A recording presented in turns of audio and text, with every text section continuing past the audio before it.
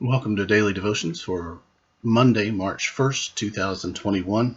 Today's passage is 1 Peter chapter 2, verse 20, which says, "Live such good lives among the pagans that though they accuse you of doing wrong, they may see your good deeds and glorify God on the day he visits us." This verse flows out of the last verse, which encouraged us to abstain from fleshly lusts that wage war against our souls. And here the focus is not on waging war for our own sake or even for the glory of God, although that's here as well. But the focus of waging war, in part, is for the sake of our witness to the world. As aliens and strangers in this world, we should look like aliens and strangers in this world, and in so doing, aliens and strangers means that we walk in ways that are different than the rest of the world walks. It may not refer to some sort of distinctive outward sign like a particular kind of dress or particular way of wearing one's hair or something like that, but it seems to refer rather to those fleshly lusts and to our victory over them by the power of God.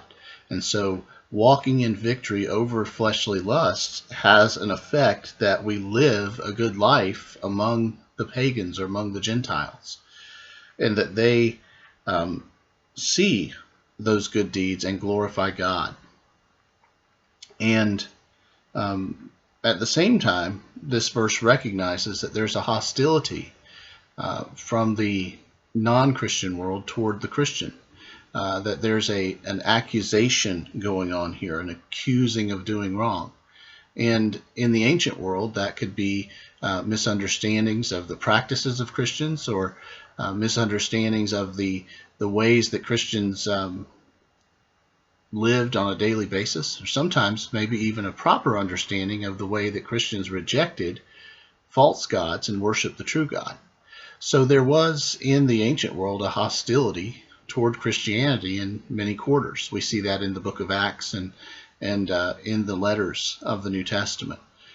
But we can be encouraged by that because our own day has seen an increasing hostility toward Christianity over certain political issues that are kind of hot button issues related to sexuality, gender, and related to other issues in our day of cultural importance. And much of the culture now takes a stand that is different than Christians have traditionally held. And so now we stand out and could face false accusation, or could face even accusation over things that we really believe that could cause us to face consequences and to have things happen in our lives that maybe we wouldn't wish for.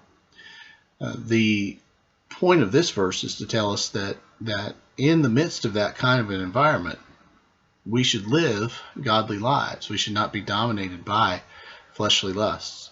And that's a challenge in our day, because we, like the ancient world, are surrounded by immorality. And so we have to walk with God and walk faithfully with Him. Otherwise, our witness is undermined. If we are indulging the flesh, then our credibility is undermined when we speak of Jesus to others.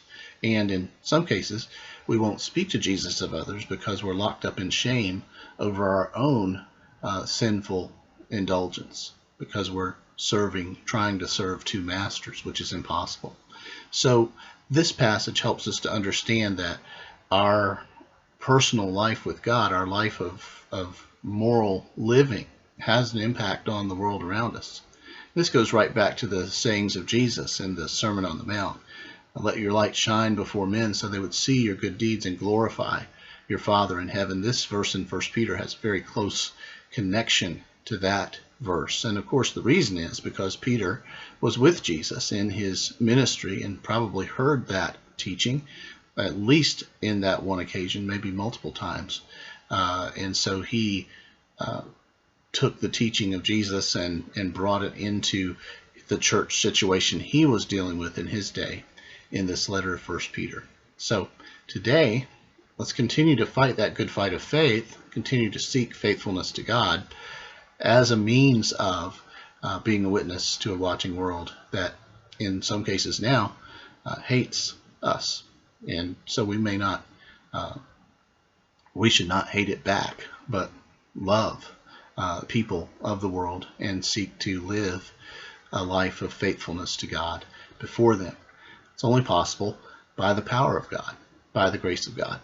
God empowers what he commands, and so we ask him today to empower us to live faithfully in the sphere of life that we live in. Thanks for watching today.